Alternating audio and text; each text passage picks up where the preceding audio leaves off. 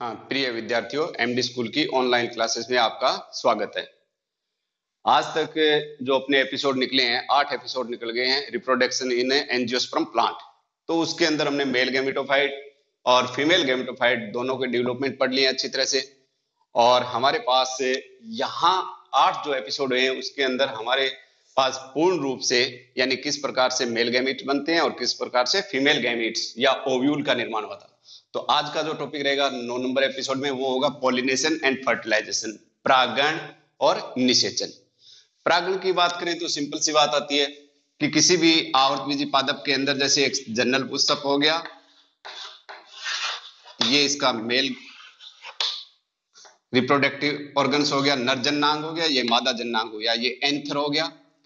Anther के डिशन या सफुटन के दौरान जो पोलन ग्रेन या जो पराग कण जो बाहर निकलते हैं वो पराग कण पराग कोश से निकल के स्त्री केसर या कार्पल या अंडक की स्टिग्मा या वर्तिकाग्र पे आके क्या हो जाते हैं, गिर जाते हैं।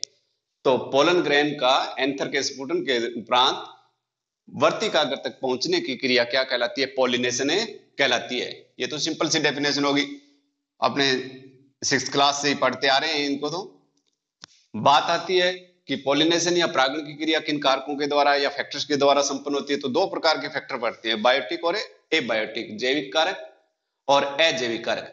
जैविक कारक की बात करेंगे तो उसमें चींटी है, चमगादड़ है, मनुष्य है, कीट है, पक्षी है, किसी के द्वारा पोलन ग्रेन क्या हो सकते हैं, स्थानांतरण हो सकते हैं।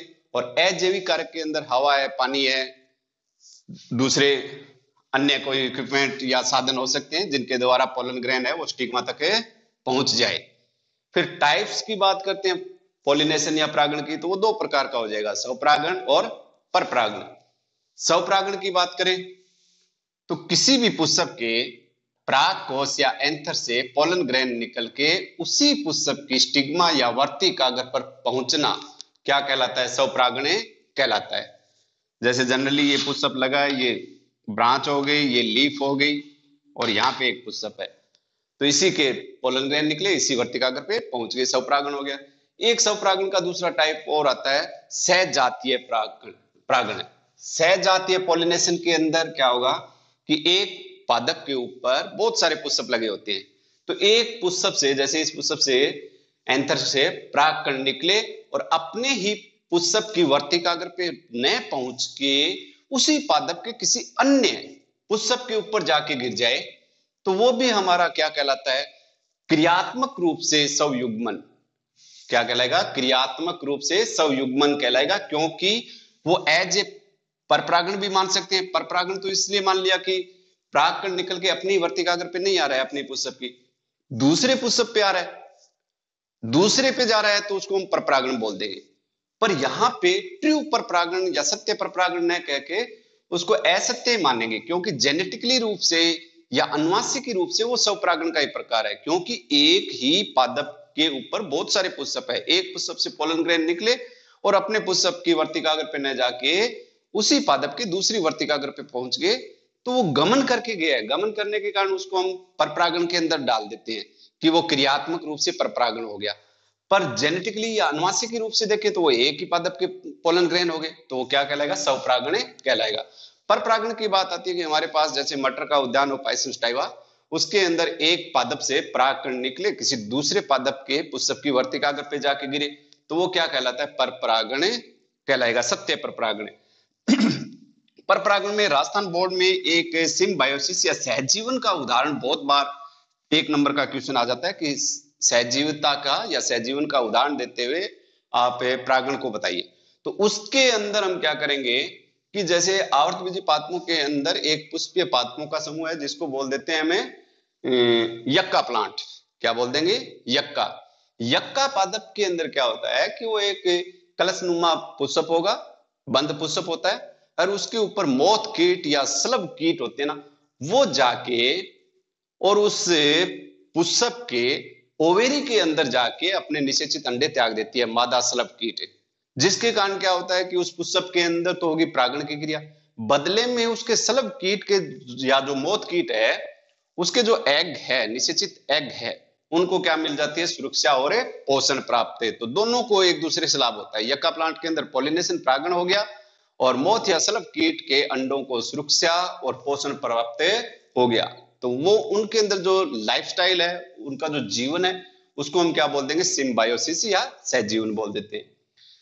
इसके बाद में दूसरा टॉपिक आता है, जैसे परागण की क्रिया होगी, पोलन ग्रेन स्टिग्मा पे जाके गिर गए, गिरने के बाद में पोलन ग्रेन का जर्मिनेशन जो हमने पहले पढ़ लिया, जर्मिनेशन होने के उपरांत जो पोलन ग्रेन था उससे पोलन ट्यूब का निर्माण हो गया, एक वेजिटेटिव न्यूक्लियस था, उसके पीछे पीछे दो मेल गैमीट्स या नर युग्मक थे। वो नर युग्मक आगे चल के कौन सी क्रिया संपन्न करवाते हैं, फर्टिलाइजेशन की क्रिया संपन्न कराते हैं। तो सिंपल सी डेफिनेशन यूं कह सकते हैं कि मेल गैमीट और फीमेल गैमीट या नर युग्मक व मादा युग्मक के संलयन की प्रक्रिया या फ्यूजन की प्रक्रिया क्या कहलाती है, फर्टिलाइजेशन कहलाती है।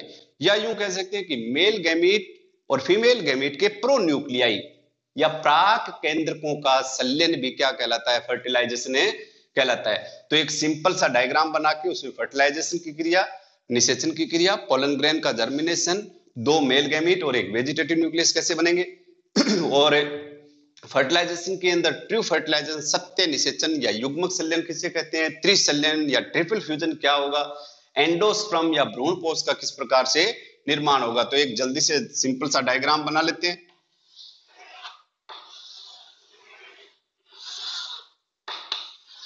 ये मैच्योर ओव्यूल होगी, परिपक्व बीजांड, इसके अंदर ये एग सेल होगी, दो इसकी हेल्पिंग सेल्स हो जाएगी, पीछे हमने ये डायग्राम पढ़ लिया है, तीन एंटीपोडल या प्रतिमुखी कोशिकाएं होगी, बीच में पोलर न्यूक्लियाई या ध्रुवीय केंद्रक हो गया। अब ये ओव्यूल हो गया, इसके चारों तरफ हम ओवरी वाल या अंडा से भित्ति बना लेंगे तो एक कंप्लीट फ्लावर बन जाएगा। जैसे यूं देख लेते हैं इसको, बाहर इसके ओवरी वाल और बना देते हैं, ये लो ओवरी वाल बन गई।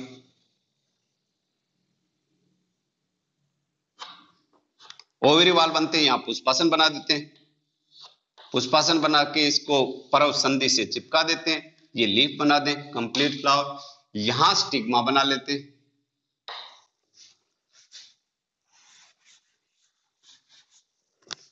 अब जैसे ही एक पुष्प की वर्तिकाग्र पे बहुत सारे जातियों के पोलन ग्रेन आके गिरेंगे, जैसे ये मटर का पुष्प है, ये जरूरी नहीं है कि सभी पोलन ग्रेन इस पे मटर ही प्रजाति के हो, बहुत सारी प्रजातियों के पोलन ग्रेन आके गिर सकते हैं। पर जर्मिनेशन या अंकुरण किसका होगा, सहजातीय पोलन ग्रेन का ही, सहजातीय परागकण ही अंकुरण कर पाएंगे। क्यों कर पाएंगे, क्योंकि पोलन ग्रेन की जो बाह्य भित्ति है एक्जाइन, एक्जाइन के अंदर पाए जाने वाली प्रोटीन प्लस स्टिग्मा भाग के अंदर पाए जाने वाले प्रोटीन के अंदर पारस्परिक क्रिया होगी, और उसी पारस्परिक क्रिया होने के कारण ही सहजातीय पोलन ग्रेन ही क्या कर पाएंगे, जर्मिनेट या अंकुरण कर पाएंगे। अन्य पोलन ग्रेन क्या नहीं कर सकते, अंकुरण नहीं कर सकते। इसको हम एक सिंपल कि मान लिए कि अब दूसरी जाति के पोलन ग्रेन जर्मिनेशन करें तो करें, कब कर सकते हैं, कैसी कंडीशन में, उसमें क्या होगा, किसी पोलन ग्रेन को बहुत कम मात्रा में पोषण पदार्थ की आवश्यकता हो और उसको अत्यधिक पोषण प्राप्त मिल गया किसी स्टिग्मा पे, तो वो पोलन ग्रेन क्या कर जाएगा, जर्मिनेट कर जाएगा।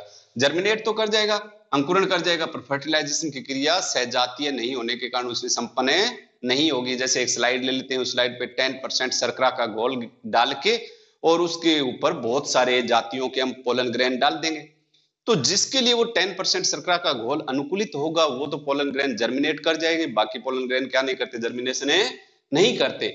मान लिया इस पोलन ग्रेन को 5% चाहिए और मटर को सहजातीय है उसको 10% शर्करा का घोल चाहिए, तो ये 5% वाला इस 10% पे क्या कर जाएगा, जर्मिनेट कर जाएगा, पर वो फर्टिलाइजेशन की क्रिया संपन्न नहीं करेगा।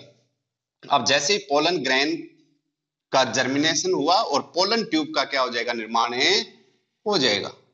ये पोलन ट्यूब बना देते हैं। इसमें पोलन ट्यूब का जो शीर्ष भाग होगा, इस पे जो न्यूक्लियस होगा उसको वेजिटेटिव न्यूक्लियस बोल देंगे, कायिक केंद्र,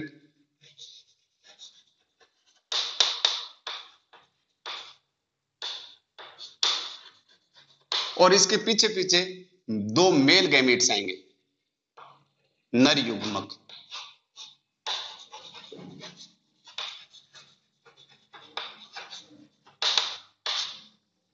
मेल गैमीट। तो सबसे पहले कि जैसे पोलन ग्रेन वर्तिकाग्र पे आके गिरे, उन्होंने जल, शर्करा प्लस पोषक पदार्थों को अवशोषित करके वो फूल जाते हैं, फूल जाने के कारण पोलन ग्रैन की जो अंत भित्ति होती है एंटाइन, जो हमने पहले बताई थी पेक्टिन और सेल्यूलोज की बनी होती है, वो इंटाइन जो होती है वो पोलन ट्यूब के रूप में वृद्धि करके और एक्जाइन भाग के अंदर पाए जाने वाले जो जर्म पोर्स या जो जनन छिद्र होते हैं उनकी संख्या हमने बताई कि कम से कम 1 और अधिकतम 3 होंगे। तो एक ही जर्म पोर से पोलन ट्यूब क्या करेगी, अतिवृद्धि के रूप में बाहर निकलेगी, बाकी 2 पोलन जर्म पोर से वो बाहर नहीं निकलेगी। तो सिंगल पोलन ट्यूब क्या कर गई, वृद्धि करती हुई और कहां तक पहुंच जाएगी, अंडाशयी क्षेत्र तक, ओवेरी जोन तक पहुंच जाएगी। ओवेरी जोन तक पहुंचने से पहले हम क्यों कहेंगे कि जैसे ही पोलन ट्यूब का निर्माण हुआ, निर्माण होते ही स्टिग्मा, ये कौन सा भाग है अपना, स्टिग्मा, ये कौन सा हो गया, style. Pollen tube stigma style से होती हुई ओवेरी जोन या अंडाशय क्षेत्र तक पहुंचेगी। तो सबसे पहले जैसे पोलन ट्यूब का निर्माण हुआ, स्टिग्मा को चीरती हुई जैसे स्टाइल भाग में आई, तो स्टाइल भाग एक बंद ट्यूब या नलिका के समान होता है, क्योंकि इसके अंदर जो कोशिकाएं होती है उनकी भित्तियां एक दूसरे के साथ पेक्टिन के द्वारा जुड़ी रहती है। तो उसी दौरान पोलन ट्यूब का जो शीर्ष भाग होता है वो विशिष्ट प्रकार के एंजाइम्स का स्रावन करेगा, जिसको पेक्टिनेज एंजाइम बोल देंगे।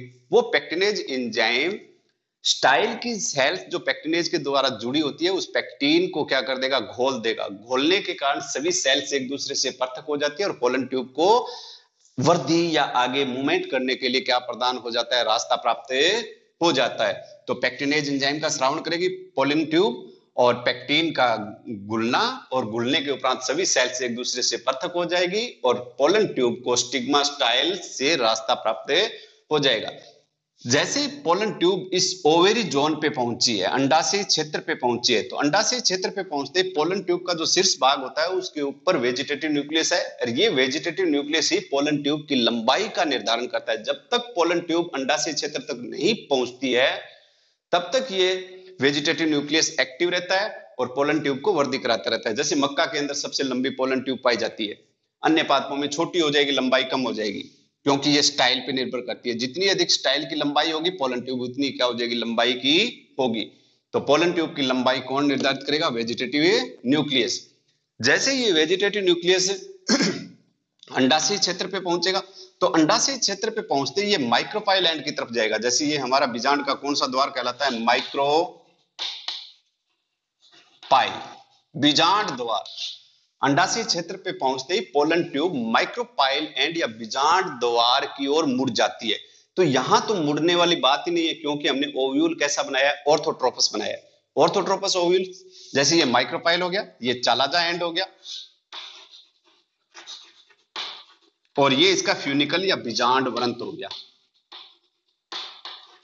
तो यहां पे माइक्रोपाइल, चालाजा और बीजांड वृंत 180 डिग्री के कोण पे विद्यमान है, यानी एक सीधी रेखा में है।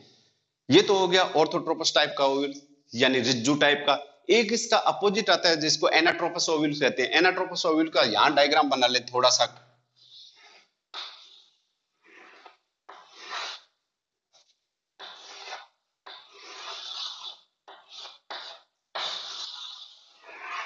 अब एनाट्रोपस होगा, इसके अंदर एनाट्रोपस में क्या होगा, माइक्रोपाइल और फ्यूनिकल दोनों पास पास में आ गए, माइक्रोपाइल और फ्यूनिकल। जैसे इस ओव्यूल को यूं घुमाएं 90 डिग्री पे आएगा और घुमा देंगे 180 डिग्री के कोण पे, घूमते ही ये माइक्रोपाइल एंड किसके पास आ गया, फ्यूनिकल या बीजांड वृंत। इसको फ्यूनिकल बोल देते हैं। ये चालाजा हो गया और ये माइक्रोपाइल। तो माइक्रोपाइल और फ्यूनिकल एक पास पास में होने के कारण, तो अब यहां से पोलन ट्यूब जो आ रही है तो अंडाशय जोन में तो पहुंच गई। अंडाशय जोन में पहुंचते ही ये क्या करेगी, ओव्यूल की जो आउटर इंटेगुमेंट है बाह्य भित्ति के पास से होती हुई घूम के और कहां तक पहुंचने की कोशिश करेगी, ये बीजांड द्वार की तरफ। तब ये सब बोलते हैं यहाँ पे कि पोलन ट्यूब अंडाशय क्षेत्र पे पहुंचने के बाद में वो बीजांड द्वार की तरफ मूवमेंट करेगी। जैसे ये एनाट्रोपस हो गया, कंपाइलोट्रोपस हो गया, शीर्षेनोट्रोपस हो गए, कई प्रकार के, यानी आवर्त बीजों के अंदर लगभग 6 प्रकार के क्या पाए जाते हैं, ओव्यूले पाए जाते हैं। तो यहां हमने सिंपल ओव्यूल जो ज्यादातर आवर्त बीजी पादपों के अंदर पाया जाता है उसको हम ऑर्थोट्रोपस कहते हैं। तो जैसे पोलन ट्यूब अंडाशय क्षेत्र में पहुंची, माइक्रोपाइल एंड की तरफ आ जाएगी। माइक्रोपाइल एंड की तरफ आते ही इसका शीर्ष भाग क्या हो जाएगा, टूट जाएगा। टूटने के बाद में ये पोलन ट्यूब अंडाशय क्षेत्र से एम्ब्रियो सैक के अंदर प्रवेश कर जाएगी। किसमें प्रवेश कर जाएगी? एम्ब्रियो सैक में, भ्रूण कोश में प्रवेश कर जाएगी। इसमें भ्रूण कोश में प्रवेश करते ही, इसको रफ कर लेते हैं एक बार। जैसे ये पोलन ट्यूब एम्ब्रियो सैक में प्रवेश करेगी, इसका शीर्ष भाग टूट जाएगा, वेजिटेटिव न्यूक्लियस नष्ट हो जाएगा और दोनों मेल गैमीट इस एम्ब्रियो सैक में आ जाएंगे। दोनों मेल गैमीट किस में आ जाएंगे? एम्ब्रियो सैक के अंदर। एम्ब्रियो सैक के अंदर आते ही एक मेल गैमीट एग सेल के साथ, जैसे ये क्या होगी? एग सेल, अंड कोशिका, प्लस में एक मेल गैमीट इसके साथ फ्यूजन या संलयन कर जाएगा। मेल गैमीट दोनों मिलके क्या बना देंगे? जाइगोट। भ्रूण का निर्माण जो 2n स्ट्रक्चर है हमारी, कैसी स्ट्रक्चर है? और ये जाइगोट ही आगे चल के एम्ब्रियो, भ्रूण का परिवर्धन करेगा। किसका परिवर्धन करेगा? भ्रूण का। तो जैसे पोलन ट्यूब एम्ब्रियो सैक में प्रवेश किया, शीर्ष भाग टूट गया, एक मेल गैमीट एग सेल के साथ संलयन क्रिया करके कौन सा निषेचन संपन्न कर देता है? ट्रू फर्टिलाइजेशन या सत्य निषेचन, या इनको बोल देते हैं युग्मक संलयन। एग सेल हैप्लॉइड है और हैप्लॉइड हमारा क्या है? Male gamete. एक सेल बन जाएगी डिप्लॉइड जो द्विगुणित होगी, जिसको जाइगोट या क्या कह देते हैं? युग्मंज, जो आगे परिवर्तित होकर किसका निर्माण कर देगी? भ्रूण का निर्माण। इसके बाद में हमारे पास एक मेल गैमीट हमने काम में ले लिया, दूसरा मेल गैमीट और रह गया। दूसरा मेल गैमीट क्या होगा कि एम्ब्रियो सैक के अंदर जो पोलर न्यूक्लियाई है, ध्रुवीय केंद्रक, ये दोनों ध्रुवीय केंद्रक आपस में संलयन कर जाएंगे। पहले दोनों ध्रुवीय केंद्रक संलयन करके और सिंगल सेल बना लेंगे। इस सिंगल सेल्स को हम कहते हैं सेकेंडरी न्यूक्लियस। क्या बोल देंगे इसको? Secondary nucleus.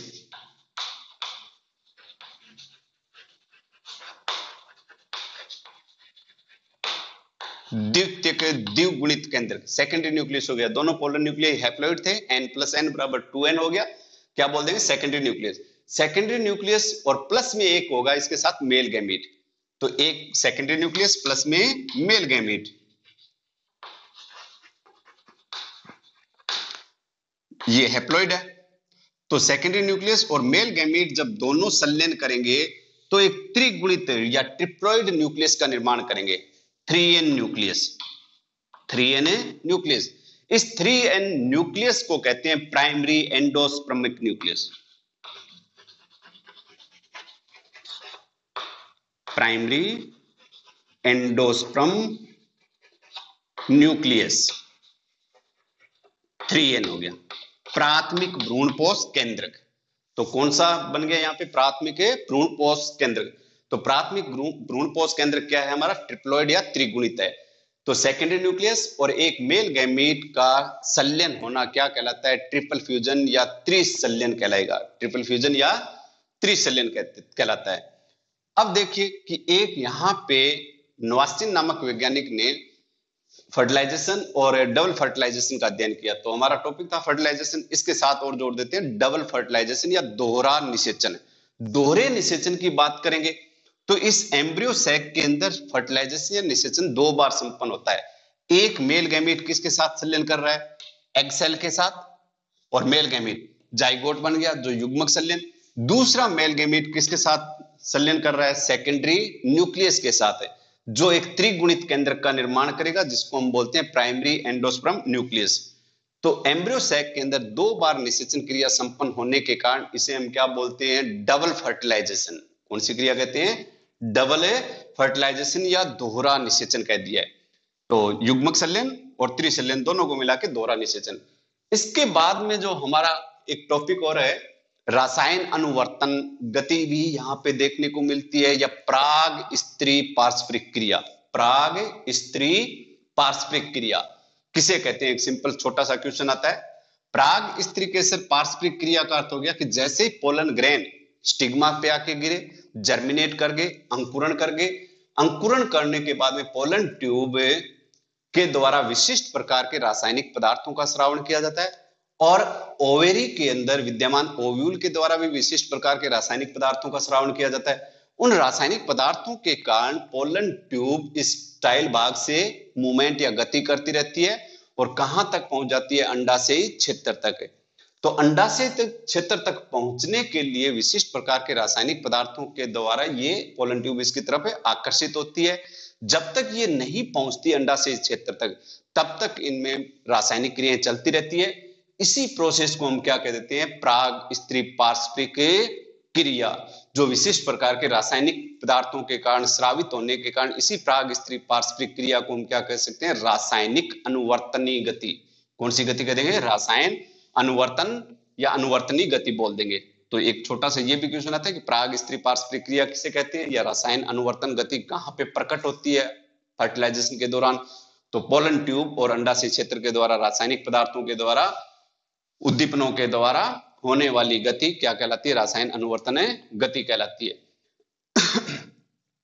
फिर इसके बाद में एक क्वेश्चन आता है कि दोहरे निषेचन का लाभ क्या है, इंपॉर्टेंस ऑफ डबल फर्टिलाइजेशन। तो दोहरे निषेचन का लाभ मुख्य रूप से यही होगा कि जैसे ही एक तो युग्मक संलयन हो गया, दूसरा हमारा हो गया ट्रिपल फ्यूजन यानी त्रिसंलयन हो गया, जिससे प्राइमरी एंडोस्पर्म न्यूक्लियस बन गया।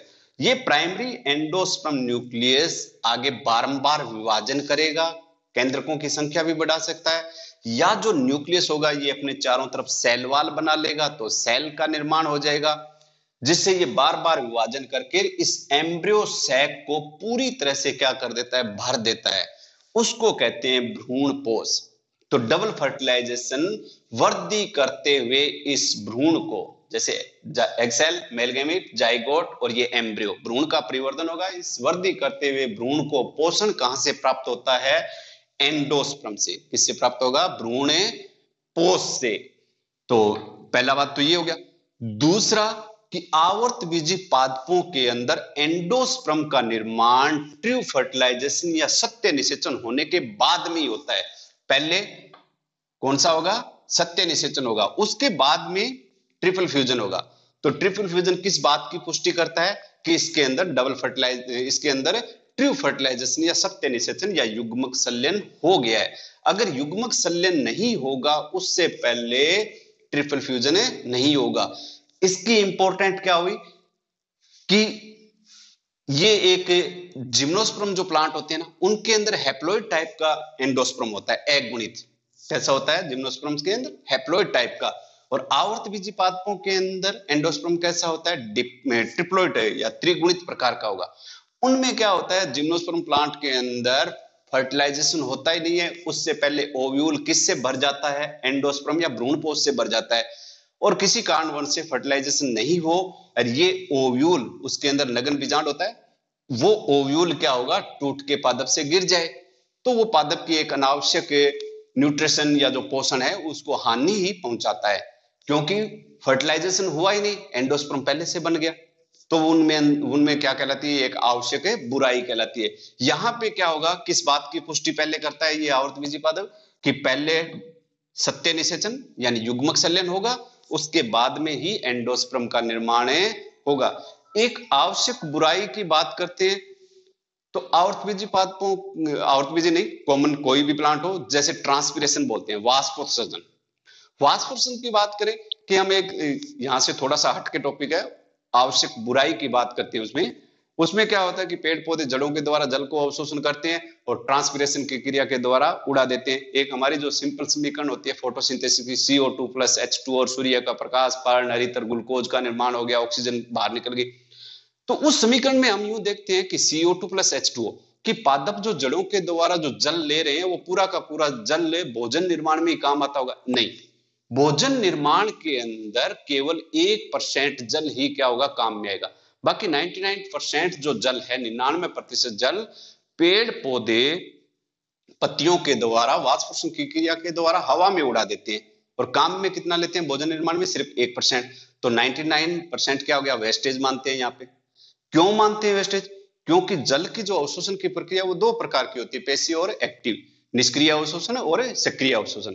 तो सक्रिय अवशोषण के द्वारा पेड़ पौधे पहले तो एनर्जी वेस्ट करते हैं, अपनी एटीपी खपत करते हैं, जल का अवशोषण करते हैं, ऊपर तक पत्तियों तक चढ़ाते हैं जल को, और ऊपर ले जाके उसको किसका क्या कर देते हैं, वाष्पित कर देते हैं। तो पेड़ पौधों के अंदर ट्रांसपिरेशन भी एक है, आवश्यक बुराई है। आवश्यक शब्द लगा है, बुराई भी है और कैसी है, आवश्यक। आवश्यक की बात करें, अगर पेड़ पौधे 1% ही काम में ले रहे हैं भोजन बनाने में, 99% को वाष्पित करते हैं, तो वो बॉडी टेम्परेचर को मेंटेन करने में काम आता है।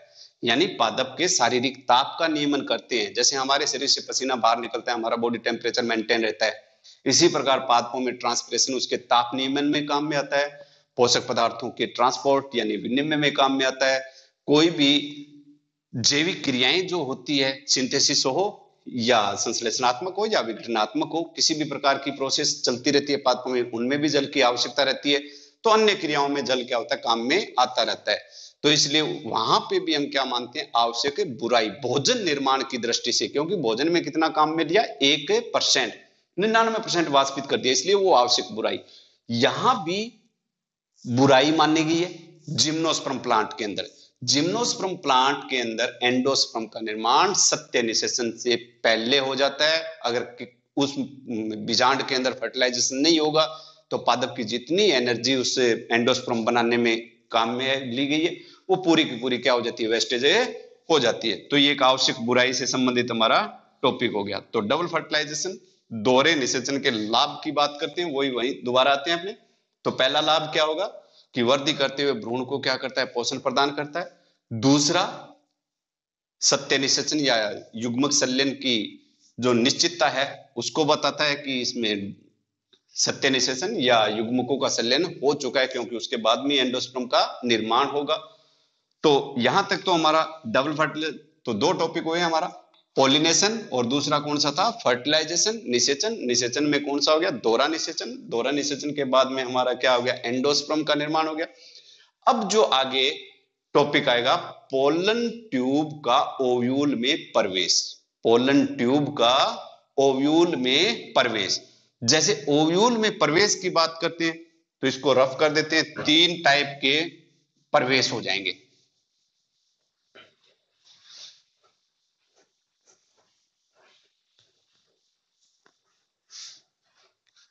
एनाटोट्रोपस टाइप का ओव्यूल बना लेंगे।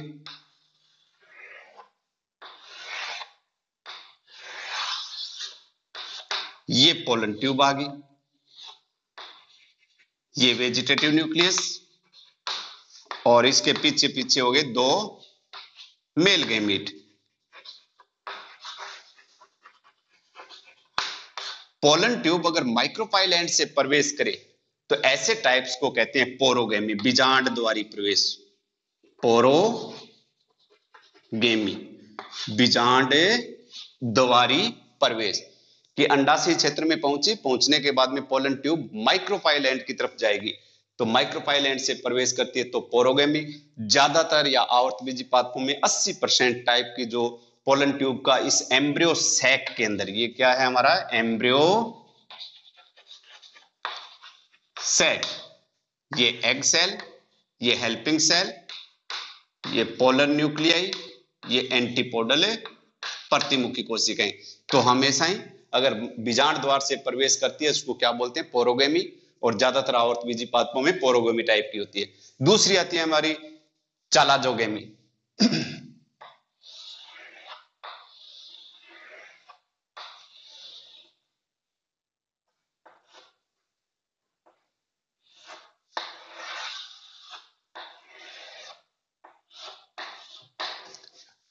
ये चालाजा भाग हो गया। पोलन ट्यूब इस चालाजा भाग से प्रवेश करेगी, चालाजा भाग से प्रवेश करके, और ये जो न्यूसिलस या बीजांडकाय है और ये इनर इंटेग्यूमेंट है। न्यूसिलस बीजांडकाय की वाल या भित्ति और इनर इंटेग्यूमेंट के बीच में से होती हुई बीजांड द्वार की तरफ आ जाएगी और एम्ब्रियो सैक में क्या कर जाएगी, प्रवेश कर जाएगी। तो कौन सा टाइप हो जाएगा हमारा, चालाजोगेमी।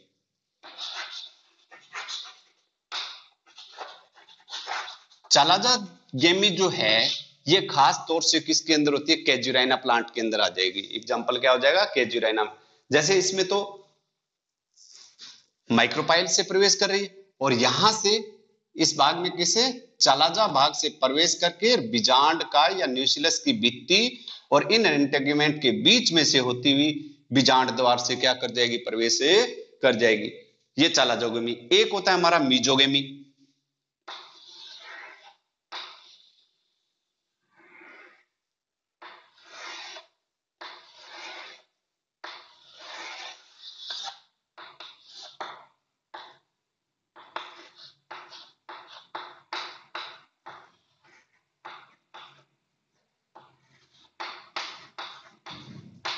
मीजोगेमी का जो टाइप होगा उसके अंदर क्या होगी कि पोलन ट्यूब अध्यावरणों को तोड़ती हुई, जैसे हमारा ये आउटर इंटेगमेंट है, ये इनर इंटेगमेंट है, इन अध्यावरणों को तोड़ती हुई अंदर प्रवेश करेगी और इनर इंटेगमेंट अंत अध्यावरण और बीजांड काय की भित्ति के बीच में से होके माइक्रोपाइलैंड की तरफ आ जाएगी।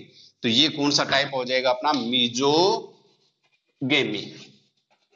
मीजोगेमी खासतौर से कुकुरबिटेसी कुल या खीरा कुल के अंदर हो जाएगा। किसके अंदर हो जाएगा, कुकुरबिटेसी या खीरा कुल के अंदर।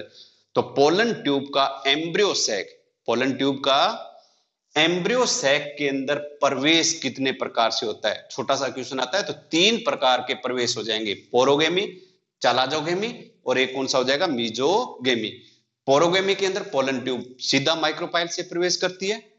चालाजागेमी के अंदर पोलन ट्यूब पहले चालाजा भाग के अंदर आएगी, चालाजा भाग से फिर इनर इंटेगमेंट और न्यूक्लियस या बीजांड काय की भित्ति के बीच में से होती हुई माइक्रोपाइलैंड से प्रवेश कर जाएगी।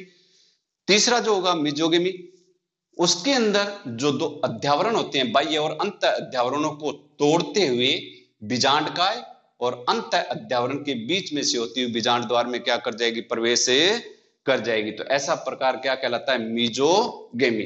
मीजोगेमी का एग्जांपल क्या हो जाएगा, कुकुरबिटेसी। चालाजोगेमी का एग्जांपल क्या हो जाएगा, कैजुरैना। और पोरोगेमी के अंदर लगभग आवर्तबीजी प्लांट जो होंगे ना 80% जो पादप होते हैं उनमें किस प्रकार का प्रवेश होगा, पोरोगेमी। फिर एक थोड़ा सा और है इसमें कि जो माइक्रोपाइल एंड से जैसे ही पोलन ट्यूब एम्ब्रियो सैक में प्रवेश करेगी, तो ऑर्थोटाइप्स का ओवरव्यू बना लेते हैं दोबारा।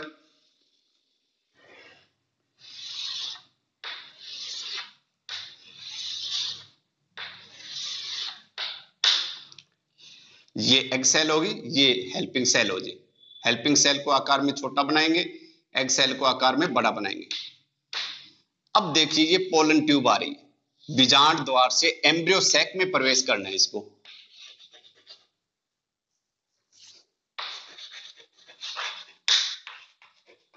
भ्रूण कोश में जब ये प्रवेश करेगी तो जैसे ये पोलन ट्यूब यहां से प्रवेश करती है तो कई प्रकार की संभावनाएं बनती है कि ये एम्ब्रियो सैक में कैसे प्रवेश कर रही है।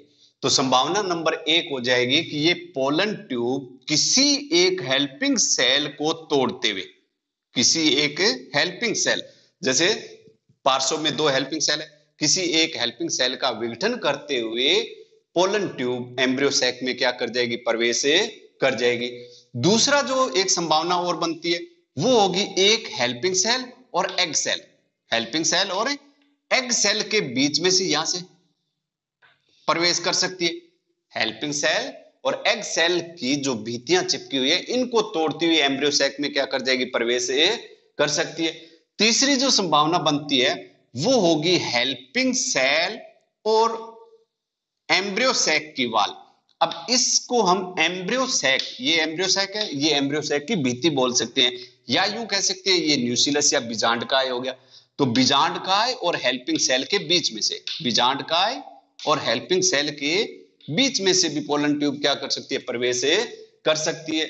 इसको बीजांड काय बोलते हैं या फिर इसको एम्ब्रियो सैक को साथ में लेंगे तो हेल्पिंग सेल और एम्ब्रियो सैक की भित्ति, हेल्पिंग सेल व एम्ब्रियो सैक की भित्ति के बीच में से होती हुई भी पोलन ट्यूब क्या कर सकती है, प्रवेश कर सकती है।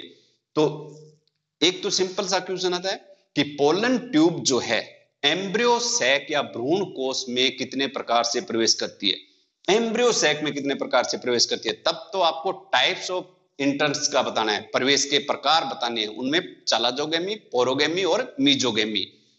एक स्पेशली आ जाता है कि पोलन ट्यूब माइक्रोपाइल एंड से जब प्रवेश करती है तो एम्ब्रियो सैक में किस प्रकार प्रवेश करती है। तो माइक्रोपाइल स्पेशली पूछा जाए तब हम कहेंगे कि माइक्रोपाइल से ये प्रवेश करेगी तो या तो दोनों हेल्पिंग सेल में से एक हेल्पिंग सेल को तोड़ के प्रवेश कर सकती है, या एग सेल व हेल्पिंग सेल के बीच में से प्रवेश कर सकती है, या एग सेल या न्यूक्लियस या बीजांडकाय के बीच में से क्या कर सकती है, प्रवेश कर सकती है। तो आज का अपना जो इस एपिसोड में टॉपिक रहा है फर्टिलाइजेशन क्या था, उससे पहले पॉलिनेशन, थोड़ा सा परागण के बारे में बता दिया, जैविक अजैविक कारक थे, घटक थे, प्रकार थे, परागण हो गया, फिर पॉलिनेशन, पॉलिनेशन या परागण के बाद में फर्टिलाइजेशन आ गया, निषेचन, निषेचन के अंदर भी हमने डबल फर्टिलाइजेशन, दोहरा निषेचन, दोहरे निषेचन के बाद में हमने प्राग स्त्री पारस्परिक क्रिया पढ़ी, रासायन अनुवर्तन के बारे में बताया, पोलन ग्रेन का अंकुरण किस प्रकार से होता है, कौन सी रासायनिक क्रियाएं होती है, और पोलन ट्यूब का एम्ब्रियो सैक में प्रवेश कितने प्रकार का होगा वो पढ़ लिया। हमारे पास अब जाइगोट का निर्माण हो गया, egg cell plus male gamete zygote, दूसरा secondary nucleus plus male gamete के द्वारा प्राइमरी एंडोस्पर्म न्यूक्लियस, प्राथमिक भ्रूण पोष केंद्र के। तो नेक्स्ट जो एपिसोड आएगा उसमें प्राइमरी एंडोस्पर्म न्यूक्लियस, प्राथमिक भ्रूण पोष केंद्र से भ्रूण पोष का निर्माण और टाइप्स ऑफ एंडोस्पर्म, भ्रूण पोष के प्रकार पढ़ेंगे, और डेवलपमेंट ऑफ एम्ब्रियो, जाइगोट बना था, जाइगोट से क्या पढ़ेंगे, डेवलपमेंट है एम्ब्रियो। दो मेजर टॉपिक रह गए हमारा, टाइप्स ऑफ एंडोस्पर्म और एक रह जाएगा development of embryo. Thank you.